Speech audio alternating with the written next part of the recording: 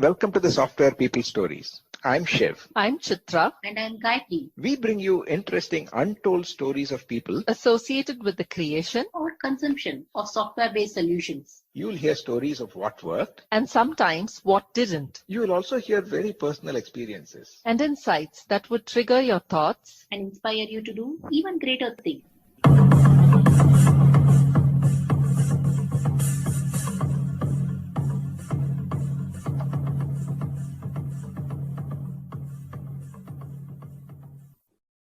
Today, I'm in conversation with Kishore Kumar, who is a very popular YouTuber with a unique channel called Hargana, talking about the astronomical basis of the Hindu Panchanga. Kishore was not always a YouTuber. He started his career as a software professional and for over 35 years played a variety of roles from programmer, program manager, general manager, and vice president in various leading companies.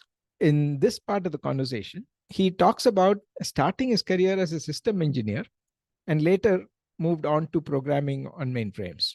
Moving to the USA and feeling the need for higher studies when he took up computer science and learned AI way back in the late 80s. He also talks about how his career mirrors the way the Indian software industry has grown and the contours that it has taken. And he also shares his views on handling ambiguous requirements in both the more traditional ways of software development as well as the new models of software development. He talks about his personal transition while also transitioning professionally. Listen on. Hi, Kishore. Welcome to the Software People Stories. Good afternoon, Sivaguru.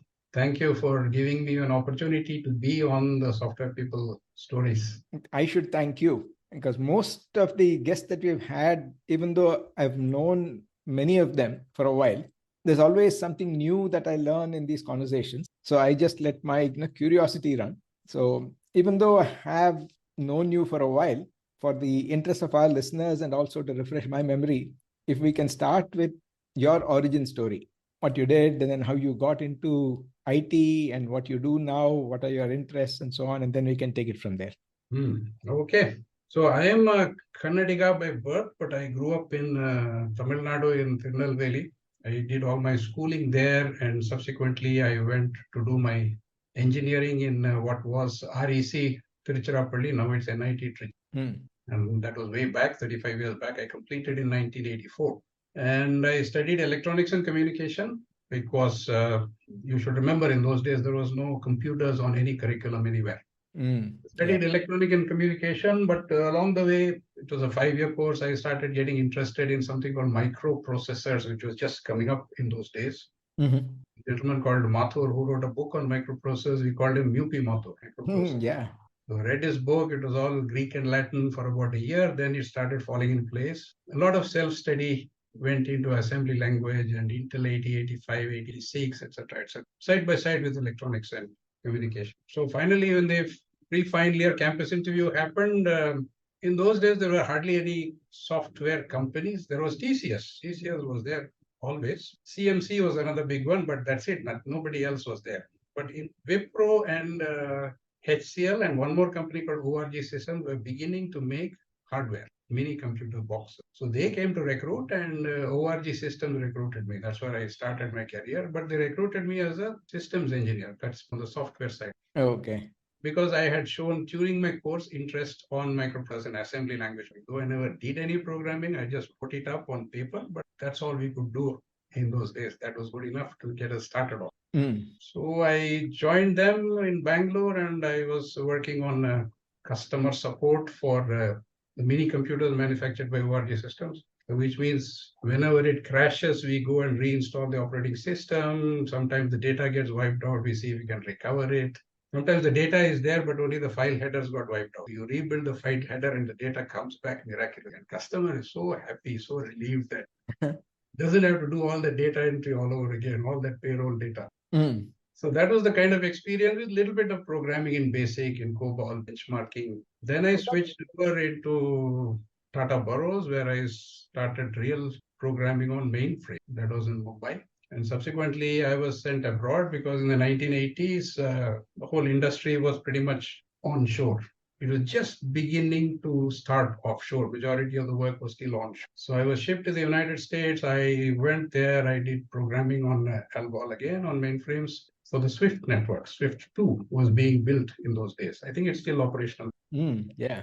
Unless it has been upgraded to Swift 3 already. So I did some programming, but somewhere along the way, I started feeling there was a hole in my academics because I'm working on computers, but I don't have a formal qualification in computer. My qualifications in electronics and communication. So I went back to college, this time in the United States. I did a master's degree in computer science at SUNY at Buffalo. Okay. Extremely cold place, freezing cold place. Hmm. So I did a 2 years master's, and interestingly, in those days, SUNY Buffalo was very famous for a topic called artificial intelligence. Oh. I'm talking 89, 2000, 89, 90, 91, that time. Mhm. And there were two areas, knowledge representation and deduction systems. I became interested in deduction systems. I learned first order logic, second order logic, mathematical logic, Mhm. theorem proving, etc. Very theoretical I went. I enjoyed myself. I Hmm. did what I felt interesting at that point in time. Mhm. At the end of that course, I packed my bags and came back to India. Okay. And this time I came back to Bangalore, and I rejoined Tata Bros, Gopalan, and you were nice enough to take me back into, it was now Tata Unisys, and we were all in Bangalore. So I restarted my career in India at that. Subsequently, I have changed many jobs. I have been in many different companies because my philosophy, I realized, was that my loyalty is more to my profession than to any specific. Mhm. Always interesting to gain more knowledge, develop oneself, do things I have not done before. That kind of thing continued almost till the end. Always opportunities to learn new things and keep on developing. Professional development in terms of promotions, etc., that's a different ballgame. That happens, does not happen, that takes its own. So many different companies I worked with from that time onwards, and kind of my career reflects the flow of the Indian industry. 80s was all onshore. Okay. 90s, we were doing projects in India, including in Tata Unisys, where we had to bid for the projects and get them. So there was a lot of convincing going on in the 90s, writing proposals, convincing the American customers predominantly, give it to us, we will do it from India. Mhm. More of a sales job, but not a traditional sales job. It was consultative selling, that here's my proposal and quiz me on this, and I will give you answers. If you're convinced, give it to me. Okay. So a lot of such sales proposals. I enjoyed writing them. Actually, that was one of my most interesting part of my career during the 90s. And then, of course, Y2K happened, and after that, the floodgates. It was complete trust from the Americans. Lots of work started flowing in, and it's just a matter of scale, and more scale. So it has been an interesting journey all along, and many different companies I worked for. Apart from Tata Bros, some of the brands I worked with was Cognizant for about 6-7 years, and then I worked with Siemens in their captive center. So that was a different type of learning, and that too was fairly late in my moving from a services industry to a product development industry. It was not just I call a captive center, but they were also contributing to the product software side of the CT scanners, MRI scanners, developing the imaging software. So that's a different ballgame. The way it works, the dynamics of it's the same software development life cycle, but it's significantly different approaches. So these were hardware products that also had software. Very much. But you were also working on software products. Software products only at one point in time in my career. There was a small company where, again, an American company, they had created a relational database engine, object relational database database. And they went looking for applications, and they found application in, of all things, in preferred parts management, basically in manufacturing, optimizing manufacturing for production, so that you don't bring in new parts all the time, you maintaining preferred parts list. So that product was, it started selling like hotcakes. I was involved in the development of that for a few years here in Bangalore. That was the first time I attempted product development, and then with Siemens much later. Because I remember those days. So one curiosity question is that as part of your studies, when you said artificial intelligence, you were looking more at deductive reasoning or using logic. Did that training or learning help you in understanding the needs in defining products or in writing proposals, as you said? Not specifically artificial intelligence per se, but the 2 years I spent in SUNY Buffalo was hugely influential on my thought process in general. I was for the first time introduced the idea of formalism. That even when you are using natural language, you should try and minimize the ambiguity which is always present in natural language. Make it as precise as you can. Specifically in writing, because you need to write technical papers, but also in speaking, that clarity. And of course, deduction systems require absolute clarity. In fact, my master's thesis was I came up with not a theorem, but with a proposition in equality reasoning. And then I spent about 6 months trying to prove that using deduction. Deductions fundamentally are exponents, if then else statements. But you look at research other people have done, bring it in and build your proof of that proposition so that now we can. It was not earth shaking or anything, but the process of being rigorous, I think that helped me a lot later on, because when I was writing proposals, it was all about you get an RFP at 20,000 feet level. And then I never used boilerplates. That was anathema to me. I constructed from scratch. And typically 3 sections, I rephrase the requirements as understood from the RFP, then a technical architecture, and then a project management book. Finally, of course, costing. Technical architecture, particularly, I used to tailor them to the requirements of that customer, meaning that whatever knowledge I have of the domain, plus my understanding of software engineering comes together, that design patterns, etc. Present a technical architecture at the 20,000 feet level, because we don't have all the details. We have not started the project, but it should still be convincing enough to the customer. So that training definitely came from that master's program. Be extremely clear in your thought process and in your article, whether you are speaking or writing. The other thing I found interesting was when you mentioned that your career kind of mirrors the way the Indian software industry has grown and it's changed shapes. When it comes to, let's say, the approaches for software development, even though you mentioned that the SDLC is pretty much the same, even when you're working on products, the earlier ways of doing, say, software development, such as the chief programmer teams, or what now we call as the waterfall approach and so on, versus accepting that software development is a team sport and that it has to involve people.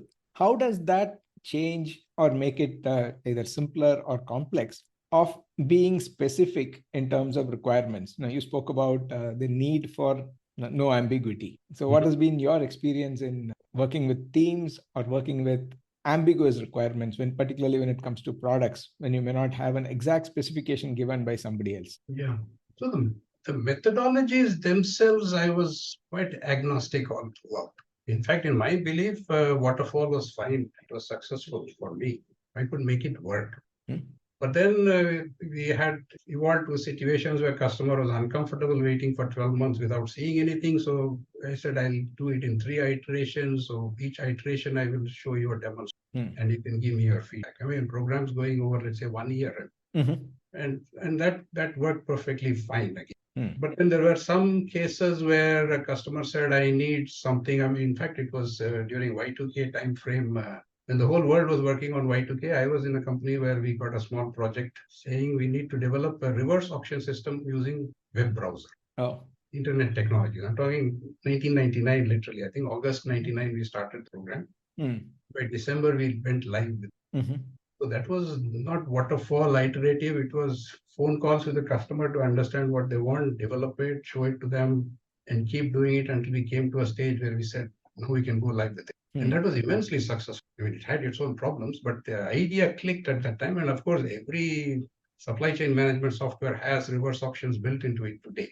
But in 1999, that was a new idea, and we could do that. Though it was ambiguous, but I think in that we went through about 2 to 3 weeks of detailed brainstorming of what it should be.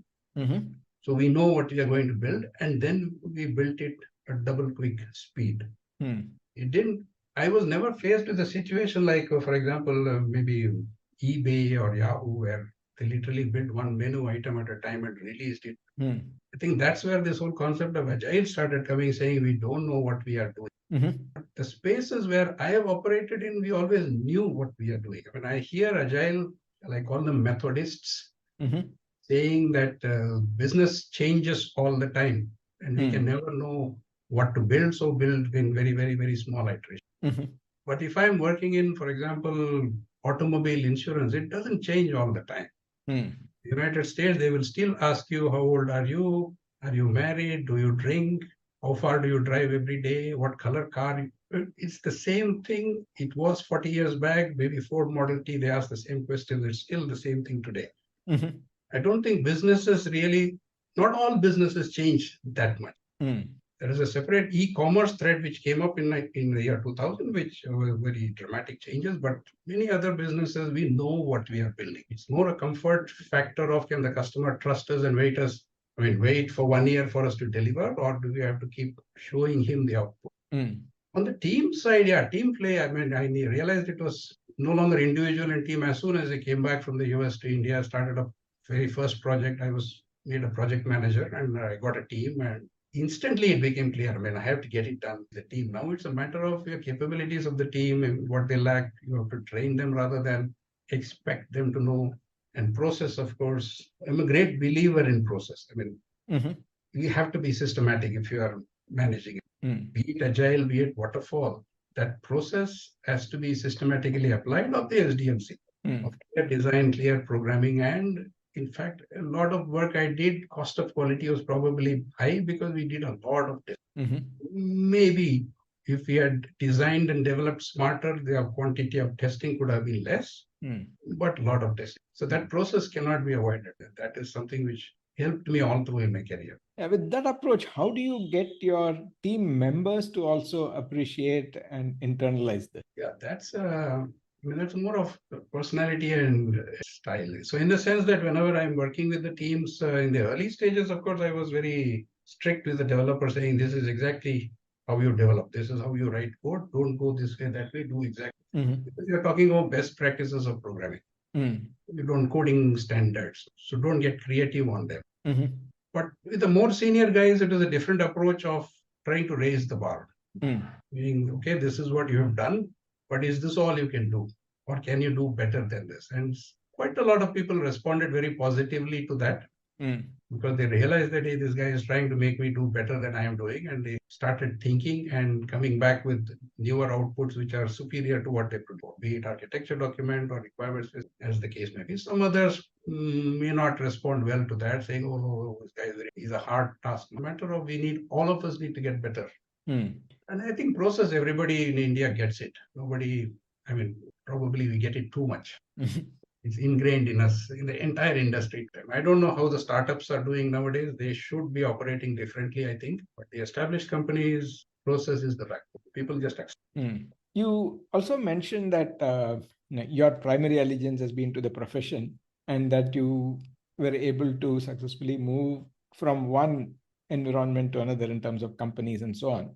In those transitions, what has been your own personal transition or challenge from maybe three aspects? One is, when do you notice or when do you realize that probably there is more exciting things to be done outside and say that I need to move on? And while doing that, to ensure that whatever you have built so far is also handed over to somebody else, to continue. The second aspect is when you get into a new situation, how do you identify the specific skills that you need or the approaches that you may have to tweak in fitting into the new context, and then starting to contribute? And then, of course, when do you figure out again that it is time for looking at other options?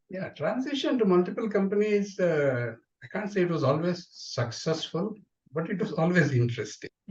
So primarily you need to like the people you work with. Even when you join a new company, I didn't go into an empty space. There were already people there. There was a structure and I was fitting into that structure at some point. If I am comfortable with the people I am reporting to and with the peer group which I am in, then that makes life wonderfully easy. Okay. In fact, that worked most of it because as an industry, we have a certain amount of openness and acceptance, and we have common background. We may come from different parts of India, different cultures and all that, but the software culture is pretty much standard and it is very good. There are very few bad elements about the software. Maybe this cannot be said about marketing or function, but the software culture all over India, from experience, was good. So you can move from one company to another meet the people, shake hands, you're on, establish that mental contact and relationship and get more. Hmm. Second thing is, of course, you understand the role which you have taken up and what is the company's priority. Mhm. And work towards those priorities. That's where I said maybe I was not always successful. So, for example, there was a company I had joined where I loved the role I was in because I was tasked to go after new technology solutions. Okay. Like if the browser is the new thing, then I'm building a reverse auction from there. Or if enterprise application of EAI, ESBs is the new thing, or workflow engines is the new flavor of the day. I was getting opportunities to go into those places, and it's all greenfield development. Hmm. But the company was going in a different direction because we have passed that Y2K and business was flowing in. Mhm. So I was asking prospective customers, what solution do you want to build? Hmm. Whereas the rest of the company was asking the customer, how many people do you need? What skills? Mhm. So clearly there is a dissonance, and that business was fantastic, growing leaps and bounds. And this has happened in all the companies. Okay. Whereas this chasing new greenfield development, cutting edge, today we would call these transformational projects, was not the priority at that time. From Okay. 2000 to 2010, 15, it maybe is becoming a priority again today, but again, I have my own doubts. I think Hmm. the situation is still the same. But then I was enjoying what I was doing. Okay. Those greenfield projects I was executing were wonderful. They had their own challenges, but it kept me alive. Hmm. New architectures, new technologies, and new domains also going to. But though eventually, finally, I pretty much settled on insurance as the domain. That's where I spent maximum time, both property and casualty as well as health insurance. Okay. And subsequently, I ended my career with Siemens Healthineers, and that was not insurance, but actually medical devices Mhm. to the hospital. Hmm. So domains were changing, roles were changing, my own roles were evolving, and the technologies were cutting edge technologies. I got opportunity bleeding edge sometimes. Mhm. I got opportunity to work with that. Was interesting and it kept me. Okay. But the overall industry, I do feel somewhere we are missing something in the sense that now how many people do you need? I think that is still driving the themes today because about 4 or 5 years back, artificial intelligence became the big thing. It was coming into the mainstream. And I was watching out for the commentary which was coming from the industry, Mhm. big companies, leading service organizations. The commentary was that we will have a shortage of people skilled in AI. Hmm. Now, have you ever heard Americans say that? Never hear that. So while we were talking about shortage of people skilled in AI, the Americans were developing ChatGPT, Hmm. and that has come out and hit us now. Hmm. So you don't need armies to really create cutting edge new technology. You need a few good people, but our industry has a success formula, and you cannot argue with success. So it's fine, it's good, but I wish sometimes that a different path could also be accommodated. So to kind of rephrase the question, in your career transitions, what was a greater dominant factor? Is it a pull factor or a push factor? Pull or a push factor? I think it was mostly a push factor, Mhm. what I would say. Hmm. So at some point, I will get a little bit bored and say, I don't feel alive in this environment. Let me move somewhere else Mhm. and make a shift Hmm. and see what is it. Okay. Yeah, I'll probably come back to that. I had a couple of questions, but before that, you used a term about ending your career. Mhm. What does that mean? And then what keeps you busy nowadays? I'm a senior citizen now, so my formal career is over. So on the informal side, now I'm a YouTuber. Wow. So I have a YouTube channel which I started about a year and a half back called Hargana, Mhm. where I am publishing videos about the astronomy behind the Hindu Panchanga. Okay. And that also I am enjoying. In fact, I am finding this much more satisfactory than anything I have done in the industry. Mhm. I'm very happy with what I've done in it. It's not that I'm not. Hmm. But some of this one feels very good. It feels different and it truly feels satisfying. So where did this interest come from, or what was the trigger to explore astronomy? I asked him about the trigger for his interest in astronomy and also starting the YouTube channel. The answer to that and more in the next part of this conversation.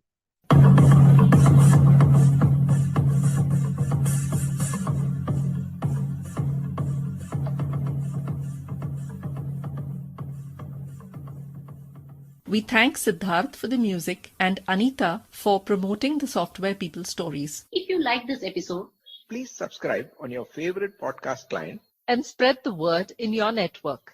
if you'd like to share your story, Contact us at podcasts@pm-powerconsulting.com.